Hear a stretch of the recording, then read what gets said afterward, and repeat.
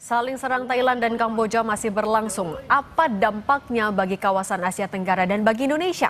Bagaimana pula Indonesia bisa menengahi ketegangan ini? Kita bahas bersama dengan Guru Besar Hukum Internasional UI, Prof. Hikmahanto Juwana. Prof, selamat petang. Selamat petang, Cindy. Prof, kalau misalnya melihat kondisi saat ini dan potensi eskalasi perang antara Thailand dan Kamboja, perlukah kita mengevakuasi warga negara Indonesia sesegera mungkin?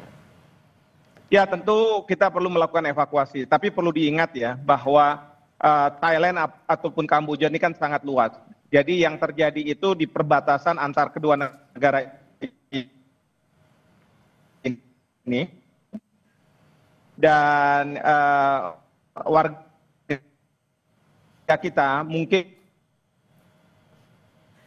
Prof. Hikmahanto, kita perbaiki dulu, putus-putus.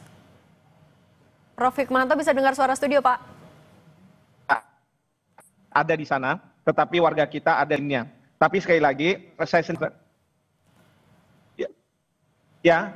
Oke, silahkan lanjutkan, Pak. Tadi mengingat wilayahnya besar, kemudian langkah kita harus seperti apa? Ya, jadi yang bisa dilakukan oleh perwakilan kita di Thailand maupun Kamboja memberikan travel warning dan juga memberikan informasi kepada masyarakat kita yang mungkin ada di perbatasan, karena saya tidak yakin ada masyarakat kita di perbatasan Thailand dan Kamboja ini.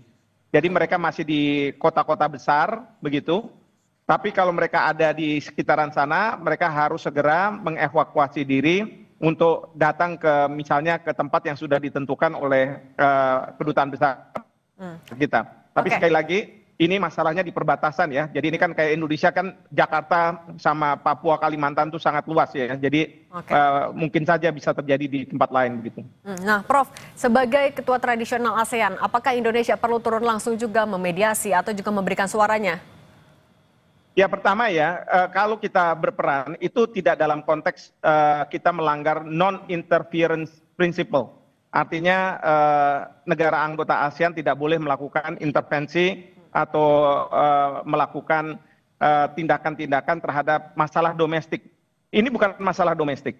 Jadi kalau saya lihat di Piagam ASEAN, di pasal 22 disebutkan bahwa negara-negara ASEAN kalau mereka menghadapi konflik harusnya menyelesaikan secara damai.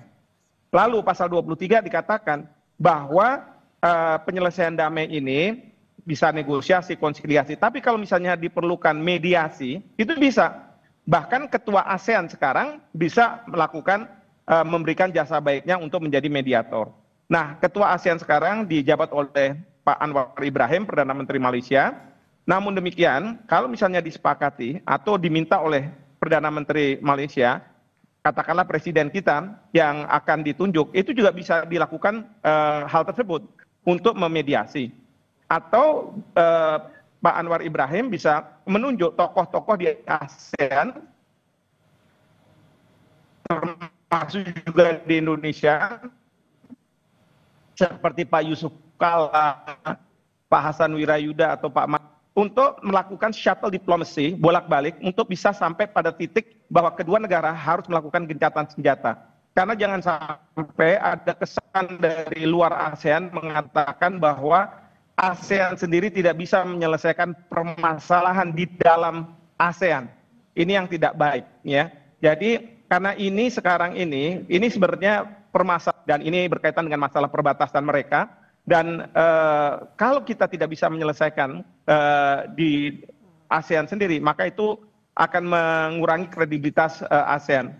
Belum lagi masalah sekarang ini kelihatannya masalah yang cukup besar ketimbang dibandingkan dengan masalah-masalah yang sebelumnya. Karena kalau yang sebelumnya itu dalam waktu 2-3 hari sudah selesai. Tapi kalau yang sekarang ini boleh dibilang sampai cukup lama, lalu kemudian sudah ada penurunan hubungan diplomatik dari Kamboja ke Thailand dan lain sebagainya begitu. Artinya ini bisa dilihat sebagai potensi akan bisa lebih panjang konfliknya ataupun juga meluas.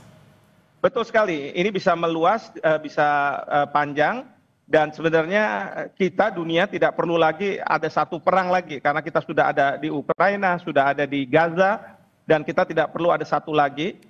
Dan sebagai negara ASEAN, ya Indonesia, tentu kita bisa mengupayakan bahwa ini tidak terus berlanjut. Bapak Presiden bisa berkontak dengan Pak Anwar Ibrahim dan menanyakan apakah kita Indonesia bisa melakukan sesuatu untuk menyelesaikan permasalahan ini. Sementara ini Perdana Menteri Anwar Ibrahim masih tetap mau mencoba untuk melakukan mediasi. Oke, Prof, singkat saja, apakah tapi sikap Indonesia ini hanya bisa dilakukan setelah ada arahan dari Ketua ASEAN sekarang atau bisa proaktif? Ya, harus ada arahan dari Ketua ASEAN karena menurut Piagam ASEAN seperti itu. Jadi harus melalui mekanisme Ketua ASEAN. Demikian. Oke, baik. Prof. Hikmahanto Juwana, terima kasih sudah berbagi di Kompas Petang. Sehat selalu ya, Prof. Terima kasih.